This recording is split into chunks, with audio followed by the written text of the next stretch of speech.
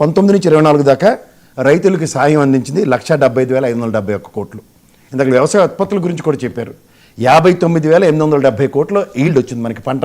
ఇది 14 నుంచి 19 దాకా. అంత కరోనా పాండమిక్ సిచ్యువేషన్లో కూడా 89,644 కోట్లు వ్యవసాయ ఉత్పత్తులు. మీరు స్టేట్ అగ్రికల్చర్ సెక్టర్కి వెళ్ళి ఒకసారి వెరిఫై చేసుకున్న ఈ అనా పైసలతో డేటా వస్తుంది. తర్వాత ఈ డిస్క్రిమినేషన్ మీకు 1,75,000 కోట్లు 61,758 కోట్లు కూడా లెక్క చెప్తాను, ఒక్క నిమిషం పేషెన్స్గా వింటే. రైతు భరోసా కింద 34,288 కోట్లు జగన్మోహన్ రెడ్డి గారి గవర్నమెంట్లో ఇస్తే చంద్రబాబు గారి గవర్నమెంట్లో 14 నుంచి 19 దాకా. అలాగే ఉచిత పంట బీమాకి 7,802 కోట్లు ఖర్చు పెడితే 2,406 కోట్లు మాత్రమే తెలుగుదేశం గవర్నమెంట్ ఖర్చు పెట్టింది. దాంట్లో పంట పరిహారం కింద 1,967 కోట్లు జగన్మోహన్ రెడ్డి గారి ప్రభుత్వంలో రైతులకు ఇవ్వగలిగితే తెలుగుదేశం గవర్నమెంట్ 793 కోట్లు మాత్రమే ఇవ్వగలిగింది. అలాగే ధాన్యం కొనుగోళ్లు ఇందాక చెప్పారైనా 65,258 కోట్ల విలువ చేసే ధాన్యం జగన్మోహన్ రెడ్డి ప్రభుత్వం కొంటే 39,524 కోట్లు తెలుగుదేశం గవర్నమెంట్లో కొన్నారు. అలాగే ఉచిత విద్యుత్కి ప్రభుత్వం ఖర్చు పెట్టింది 43,774 కోట్లు వైఎస్ఆర్సీపీ గవర్నమెంట్ అనుకుంటే తెలుగుదేశం 21,322 కోట్లు ఖర్చు పెట్టింది. అలాగే ప్లేడర్ సామర్థ్యం పెంపుకి 1,700 కోట్లు జగన్మోహన్ రెడ్డి ప్రభుత్వం ఖర్చు పెడితే తెలుగుదేశం 0. అలాగే విద్యుత్ సబ్సిడీ ఆక్వా రంగానికి 3,497 కోట్లు ఇస్తే 14 నుంచి 19 0. వైఎస్ఆర్సీపీ యంత్ర సేవ 1,052 కోట్లు ఖర్చు పెడితే 0. అవునండి, 1,75,000 కోట్లు లెక్క. ఇంకొక 5 ఉన్నాయి. డేటా వినకూడదా? ఆయన డేటా చెప్తే మనశ్శాంతిగా ఉన్నారు కదా. ఆయన చెప్పింది నిశ్చితంగా ఉందా? ఇంకొక 5 ఉన్నాయి చెప్తే 14 నుంచి ఎందుకు? మరి ప్రభుత్వంలో ఉండే కదా. ఇప్పుడు 14 నుంచి 19 124 స్థానాలు, అది 151 ఇచ్చినప్పుడు తప్పించి మీరు అంతా చదువుతానంటే ఎక్కడ అవుతుంది? ఇంకొక 5 ఉన్నాయి. ఫాస్ట్ గానే చెప్తున్నాను. మిగిలినవన్నీ వాళ్ళు సున్నాలేండి. విత్తన సబ్సిడీ 1,380 కోట్లు ఇచ్చారు. ఆయిల్ ఫామ్ రైతులకు 248 కోట్లు, 0 వడ్డీ రుణాలు 2,051 కోట్లు, శనగ రైతులు బోనస్ 300 కోట్లు, రైతు భరోసా కేంద్రాలకి 10,778 కోట్లు ఖర్చు పెట్టారు. అగ్రి ల్యాబ్స్ కి 160 కోట్లు, గోదాముల నిర్మాణానికి 1,134 కోట్లు 19 నుంచి 24 నుంచి. వీళ్ళ దగ్గర అన్ని సున్నాలే. ఇది ఒక్కటే ఉంది. మళ్ళీ ఆహార ధాన్య ఉత్పత్తికి 189.2 లక్షల కోట్లు ఖర్చు పెడితే 124.95 లక్షలు మాత్రమే తెలుగుదేశం గవర్నమెంట్ లాస్ట్. 11 వచ్చినాయి కదా వాళ్ళు అనేది. ఉద్యానవన పంటలు 368.83 లక్షల కోట్లు జగన్మోహన్ రెడ్డి ఖర్చు పెడితే 205 లక్షల టన్నులు ఉత్పత్తి వచ్చింది. కాదండి, ఇన్ని ఇచ్చినా ఆయన నమ్మలేదని కదా వాళ్ళు. నమ్మలేదంటే చేసింది మర్చిపోతారా? ఇవన్నీ మీరు నేను ప్రత్యక్షంగా కట్టిన డబ్బులే కదా. మీకు దిక్కుమాల 124 11 లెక్క అంటే ఈ జన్మ గౌరవ తేల్చలేడు. నాకు 19 నుంచి 24లో ఉన్న ప్రభుత్వం 14 నుంచి 19 ప్రజలకు ఏం ఖర్చు పెట్టారో మాకు కావాలా? అది నేను మాడుతున్నా. మరి ఆయన చెప్పాడు కదా, నవ్వుతున్నాడు. ఇప్పుడు చెప్పమని నవ్వు ఎందుకు వస్తుందా? ఓకే, ఇప్పుడు మీరు అన్నారు జగన్మోహన్ రెడ్డి కేసులా. జగన్మోహన్ రెడ్డి కేసుల గురించి ఎవరంటే తాపత్రయపడుతున్నారు?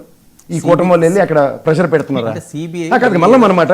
ఆ రోజు అందుకేనండి, ఆ రోజు సోనియా గాంధీ కూడా ప్రెషర్ పెడితే సిబిఐ, నేను మీరు ఇంటర్వ్యూ చేసిన గొప్ప వ్యక్తి జేడీ లక్ష్మీనారాయణ గారు పట్టుకొని జగన్మోహన్ రెడ్డి గారిని 16 నెలలు జైల్లో పెడితే సారాంశం ఏం తేల్చారు? 1,00,00,000 కోట్లని వీళ్ళకి పబ్లిసిటీ టాక్ ఇచ్చి లాస్ట్కి ఆయనే చెప్పాడు కదా 1,650 కోట్లే అని. 1,650 కోట్ల సారాంశంలో చూసుకుంటే ఇవాళ మీకు ఈ కేసుకి నాకు సంబంధం లేదని డిశ్చార్జ్ పిటిషన్ వేసిన జగన్మోహన్ రెడ్డికి గౌరవ న్యాయస్థానం సిబిఐని పిలిచి ఈడీని పిలిచి ఈ రోజు దాకా బాబు దీనికి సంబంధం లేదంటే సంబంధం ఉన్న ఎవిడెన్షియల్ సిచ్యువేషన్స్ కానీ డాక్యుమెంట్స్ కానీ ప్రొడ్యూస్ చేస్తే ఈ కేసు ముందుకెళ్తుందని గత మీరు చెప్పిన 4 సంవత్సరాలు అంటే రోజులతో సైతం లెక్క చెప్తున్నాడు ఆయన. నేను చెప్తాను లెక్క. ఇప్పుడు దేశంలో చంద్రబాబు నాయుడు గారు ఇవాళకి 2 ఏళ్ళు బట్టి బెయిల్లో ఉన్నాడు. అంతకుముందు ఎన్ని బెయిల్ మీద ఉన్నాడు, ఎన్ని స్టే ఆర్డర్ మీద ఉన్నారో లెక్కలు ఉన్నాయి. అవన్నీ కూడా లెక్కెట్టుకుంటే జగన్మోహన్ గారి రికార్డు ఎప్పుడో బ్రేక్ అయిపోయి ఉంటుంది. ఎందుకంటే ఇది 44 సంవత్సరాల ట్రాక్ రికార్డు ప్లస్ 15 సంవత్సరాల ముఖ్యమంత్రి ట్రాక్ రికార్డులో ఒకసారి బెయిల్ డెన్సిటీని క్యాల్కులేట్ చేస్తే వంశీ గారు ఇది ఆల్రెడీ రికార్డు బ్రేక్ అయిపోయి ఉంది. తర్వాత మీరు చాలా బాగా చెప్తారు ప్రతిసారి 11, గతంలో 23. ఈ ప్రభుత్వాలను 151 ఇచ్చిన వాడికి 23 ఇచ్చి కూర్చోబెట్టారు, 164కి ఇచ్చిన 11 కూర్చోబెట్టారు. ఒకసారి తమిళనాడులో చూసుకుంటే 1-2 స్థానాలే, కానీ అసెంబ్లీకి వచ్చిన ఉదంతాలు కూడా లేవు. కానీ చరిత్ర ఏ విధంగా మారిందో అందరికీ తెలిసిన విషయమే. నవ్వితే నవ్వులు పాలే అవుతారు సార్, అంతకని ఇంకేం లేదు. అవహేళనలు చాలా ఈజీ.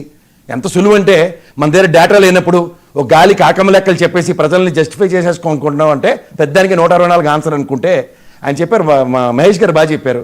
ఇవాళ జగన్మోహన్ రెడ్డి గారికి కానీ లేకపోతే చంద్రబాబు నాయుడు గారికి, పవన్ కళ్యాణ్, లోకేష్కి ముగ్గురికి ఇదే పని. జగన్మోహన్ రెడ్డిని అరెస్ట్ చేసే పని అంటే రాష్ట్రానికి సంబంధించిన ఈ తుఫాను విపత్తులో ₹1 తేలేపారు.